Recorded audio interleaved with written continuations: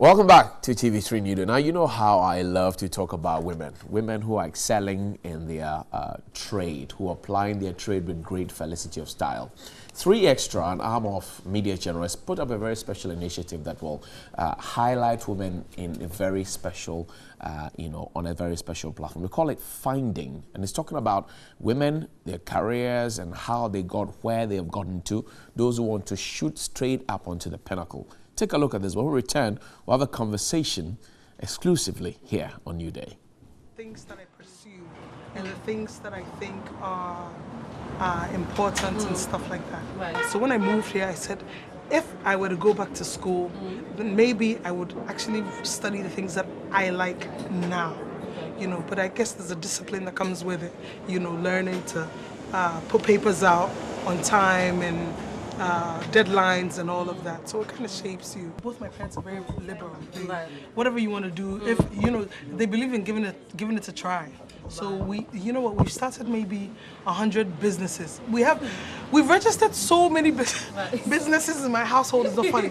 Like we have so many, but because sometimes you wake up and I was just telling my friend that I wanted to be a blogger because I saw a fashion blogger. Right. Because I saw Gabi Fresh. I opened up an Instagram page. Wow. I have an email for it and everything. And then sometimes the vim dies. Right. But one thing that we're having a conversation about was my mom was like, sometimes she's really happy we don't listen to their suggestions and stuff because, of course they want your best interest at heart. They have your best interest at heart. So when I said I was going to open a tea bar, my mom wasn't really, she didn't say no, but she was like, tea bar, in Ghana we only know tea and Milo Milo and milk. Yeah. About what kind of tea are you? And I said, you don't worry, wait, you'll see. Right. And she's like, if you believe it's gonna work, give it a try. So she always makes a ref. Every time she says don't do something, she'll say anyway. If she had listened to what I had said about that, she wouldn't have done what she wanted to do. So I just feel like sometimes it's important to have people who support what you're going to do. So that's Ajua Menu out there. She's my guest this morning with the CEO of T-Bar. Trying to get intrinsic with her. Ajua, welcome and thank you very much for joining us. Also, Emmanuel Ejapon is the head of a production at MG Digital. IMS, yes. We call him here. IMS, good morning. How are you doing? Hello, good morning. Great. So this is a very wonderful initiative. I'll start with you. What is the reason behind this? You tell me. Okay, so we wanted to do a documentary on women. And we realized that almost every angle had already been done before. So at that point, Adra had just come to Ghana from London, and she was talking to me about how she wanted to just start all over here in Ghana because she was moving permanently here. Okay. I was thinking, well, that would be interesting. It would be interesting to talk to women who have also done similar, who have lived elsewhere, and starting like their lives here. Right. Talk to them and let's film that. Let's see you talk to them, ask them questions. So basically what I did was I didn't even let her meet these people prior to the documentary. Okay.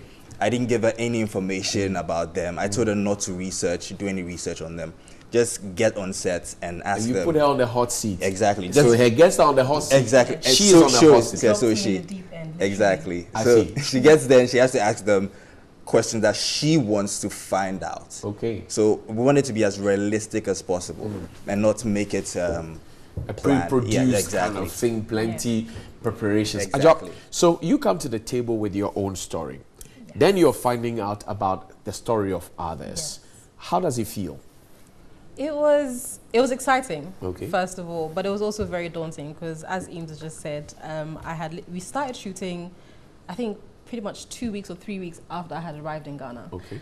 Everything was still pretty new to me. I am Ghanaian, but I wasn't born here. I grew up in Europe for most of my life. I had, suddenly decided that I wanted to come back home, and I took the leap, jumped into the deep end, got pushed in even deeper with Eames. So it was really a discovery journey for me. Are you liking it so far? Yes. I was talking to Eames and I was saying that it was my six-month anniversary about 3 days ago. Okay. So I've been in Ghana for 6 months now, and it's had its challenges. For some of the women you have spoken to, business, market leaders and all of that, what is that single striking thing that you could draw, through all of them? I think being confident in yourself. Okay. So knowing what you can do and going for it, knowing what you want to do, knowing that you can do it, and going for it. I think that was the, transcending theme throughout all of my interviews. Eames, so you want to focus on women. There are equally men who want to be entrepreneurs, young men who want to be brought up. Yes. Why have you left them behind? So the idea initially was to do this for International Women's Day. Okay. And then after shooting the first episode, we realized that this could be bigger than just one episode, a one-off thing just for that day. So we were thinking of just spreading it across the entire 2018. So we're releasing one every single month, and having discussions based on each episode and the themes that run through each of them. So tell me, I'm curious, where would the discussions be held? You publish these on what, TV? Yes. And on YouTube? And on YouTube. Tell me the channel. All right, and so we have Twitter and Facebook as well. Okay. And what happens is we try. So right now we're trying to start a conversation about what people who have left their lives outside Ghana coming here to start afresh. What have they learned? Okay. What are they doing with regards to that? How do they find their feed? Yeah, how do they find their feed? Fit in again? Exactly. Okay, so tell me the addresses for YouTube. Twitter, on YouTube, just search for 3EXTRA. T3. Okay. The number 3EXTRA. Like 3EXTRA. Yes. 3EXTRA. Okay. Yes, and just follow us on the TV3's social media platforms on Facebook and on Twitter. So that's where we're having the conversation. Ajwa, okay, let me come to you again. So you have come, put into the hot water. Yes. You're liking it. What's the next step for the many women that would want you to have a conversation with them? What would be the next step? What's the overarching vision? So for me personally, I think the bigger picture is just to make myself as useful to my country as possible. I think that Ghana is starting to appreciate the arts a little bit more, and I'm a writer, so I would really like to contribute to the industry as much as I possibly can. In terms of inspiring other women, I just would love to be involved in initiatives that allow women to find their identities and give women the opportunity to gain the skills to really develop themselves and grow into their own, so to say. And whether it's opening a restaurant like T-Bar, or becoming your traditional lawyer, engineer, doctor, that's also fine, or becoming an actress, a model, whatever it is that you want to do. I just want to inspire women to go out and be that, even when it seems scary. A little bit like I've done when I carried myself and I just decided to get on a plane and come to Ghana with no plan whatsoever. You didn't have a plan when you decided to come home? Nothing at all. So why were you coming home?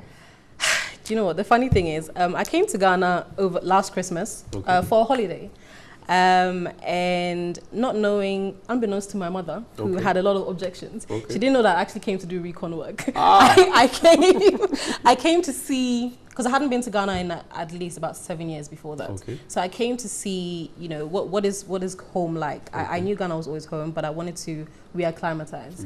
I got here and I realized that this is still where I feel home the most. Like I wake up and it's just, I just feel like... When you approach these women to interview them, they don't know you, don't know them, you're meeting them for the first time, they set up the cameras. Do they think you are Brofosem and you have brought UKization of things? I'm not actually... And that you don't know how the sun feels hot here and you're asking me all these questions. Do you know what it means to be an entrepreneur? I'm not... Actually, that's a good question. I haven't really asked, my interviewees how they perceive me per se, but in general, I do get that a lot of, I dread your Brunio, that kind of a thing, and I have to fight it, like actively fight it, because one of the things that I really don't like is that you know, being put in that label. That bracket. I am very Ghanaian. Okay. You know, my accents might not be as Ghanaian as others, but I love Ghanaian food. I love speaking Twi when I don't have to speak English. I love, you know, everything that everything it means to be Ghanaian. Okay. Yeah. Let's end the conversation with you. So when is it starting? Finding is 3EXTRA. already on YouTube. Okay. There'll be a new episode every Friday, every first Friday of every month. Right. So we've already uploaded the first episode. It's currently on. Is there? So if I go onto YouTube and I look for 3EXTRA, I'll find it. You see Finding. Super. Dedo. So this month's episode is Finding Dedoazu. Okay. Next month I don't know if I should say. Don't say. No? Don't say. Okay. Wait. Let's finish watching this. Yes. Thank you very much, Emmanuel Ejapon. He's the head of digital production at MG Digital. Thank you very much for joining us, Imps. And also, Ajua Menu is the writer. She says she's Ghanaian. She doesn't like to be called Obroni. Yeah. And our complexions are almost the same. Okay. We'll take a break. When we return, we'll be talking folklore here on New Day. Stay with us.